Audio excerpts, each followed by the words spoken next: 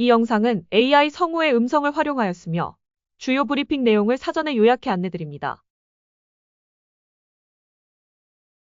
전세 사기 피해 지원 대책을 국정기획위원회 국정기획분과장 박홍근 의원과 경제2분과 이정원 의원이 브리핑합니다.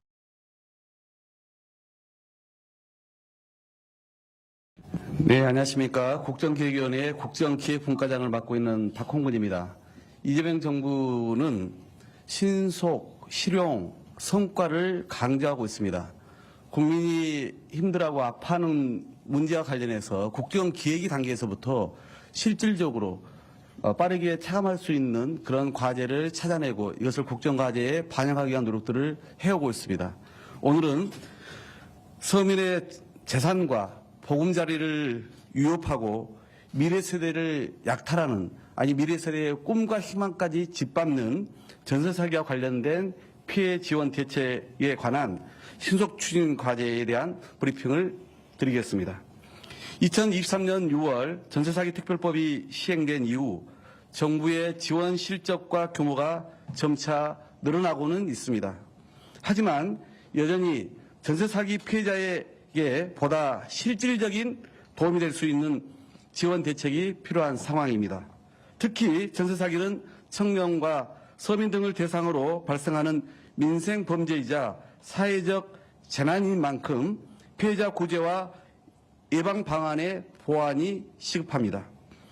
이에 국정기획위원회에서는 그간 전문가 의견 청취, 정부 및 전세 사기 피해자 간담회 등을 통해 피해 지원 대책의 조속한 마련에 공감대를 형성하고 국정과제에 전세 사기 피해 지원을 포함시키고 그 대책 중 신속한 추진으로 피해자와 국민이 체감할 수 있는 내용을 중심으로 건의하려고 합니다.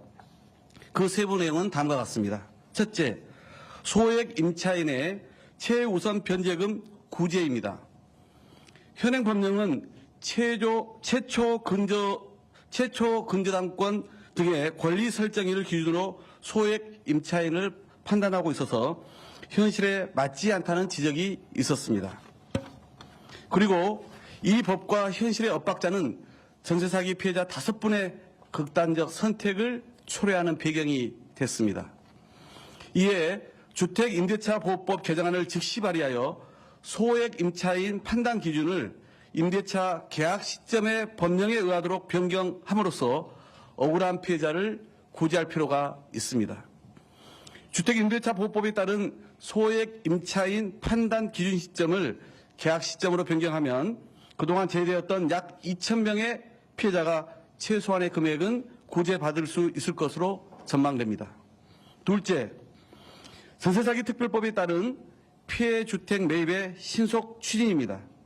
작년 11월부터는 LH가 개정된 특별법에 따라 경매 공매를 통해 피해 주택을 매입하고 그 과정에서 발생하는 경매 차익을 활용하여 피해자의 피해 회복을 돕고 있습니다. 현재까지 피해 주택 1,184호를 매입하였고 피해 보증금 회복률도 약 80% 수준으로 나타나고 있습니다.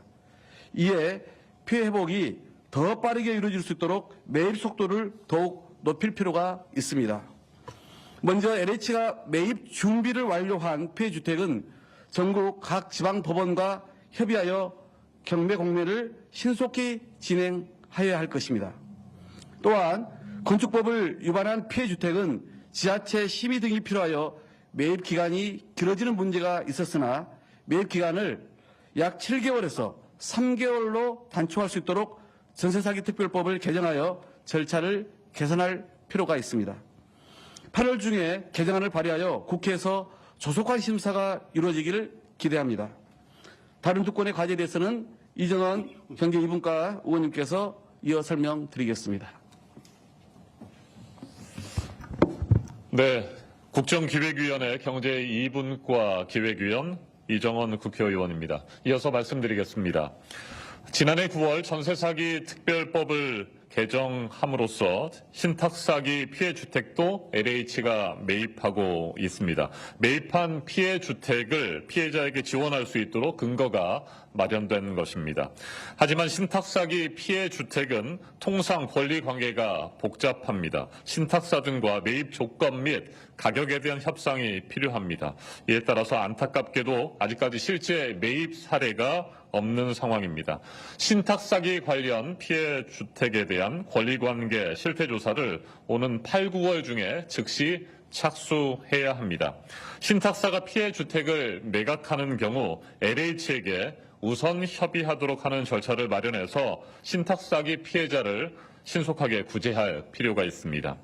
마지막으로 전세 사기 특별법에 따른 피해자 결정을 신청했지만 피해자로 결정받지 못한 신청자에게 심의 결과를 상세하게 설명함으로써 전세 사기 피해자 심의 과정에 대한 투명성을 높이겠습니다. 시스템 개선에 즉시 착수해서 10월부터는 신청자들이 납득할 만한 설명을 들을 수 있도록 해야 하겠습니다. 이를 통해서 기존 신청자가 부결 사유를 보완하고 피해자 결정 재신청을 함으로써 결과적으로 더 많은 피해자가 특별법에 따른 지원을 받을 수 있을 것으로 저희는 기대하고 있습니다.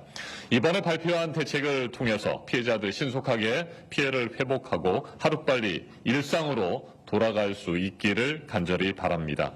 신속과제로 반영이 되면 후속 조치를 차질 없이 이행할 수 있도록 국회와 대통령실이 긴밀히 협의하는 등 앞으로도 최선의 노력을 다하겠습니다. 고맙습니다. 그럼 이어서 간단하게 질문 있으신 분 두세 가지만 받고자 합니다. 질문 있으신 기자분께서는 손을 들어주시기 바랍니다. 네. 네, 질문이 좀 어려우시죠? 이 내용이 좀 복잡합니다. 저도 이 사안에 관심을 갖게 된 게 국정기획위원회 오면서 많은 분들이 특별법이 2년 전에 만들어졌음에도 불구하고 여전히 피해 사각지대가 있다. 이로 인해서 많은 분들이 스스로 극단적 선택을 하고 있다라는 마음을 전해 듣고 이 문제를 직접 경제 2분과만이 아니라 법무부 금융위원회가 관련되어서 또 마침 당에 TF가 구성되어 있어서 합동으로 저희가 그동안 이 문제를 챙겨왔던 것입니다. 다행히 그 과정에서 그동안 정부의 입장에 변화가 있었고 또 해결책을 찾을 수가 있었습니다.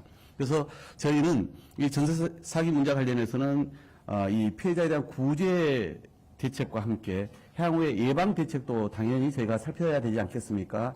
그 문제는 향후 이제 오늘 4가지의 저희가 신속 추진 과제를 말씀드렸습니다만은 국정 과제 안에 이 전세 사기 피해와 관련된 실천 과제가 한 항목으로 들어갈 거고 그 실천 과제의 이행 계획서를 저희가 지금 검토 중에 있습니다. 거기에 오늘 포함된 신속 과제 4건을 포함해서 아까 말씀드린 보다 보완돼야 될 피해 구제책과 함께 그리고 전세 사기의 예방 대책까지 그 내용에 포함시킬 것이다. 이 말씀을 드립니다. 가령 배드뱅크 설립에 대한 요청이 많습니다. 그러면 그런 부분들을 향후에 이행계획서에는 추진을 검토하겠다라는 내용들이 담길 것으로 보여집니다. 보다 자세한 그런 내용들은 향후에 당에 있는 이 특별위원회와 또 우리 경제 2분과를 주축으로 저희가 논의해서 최종적으로 우리 국정계획서에 반영토록 하겠습니다. 이 정도로 그러면 진행하시죠. 마치겠습니다. 감사합니다. 네, 고맙습니다.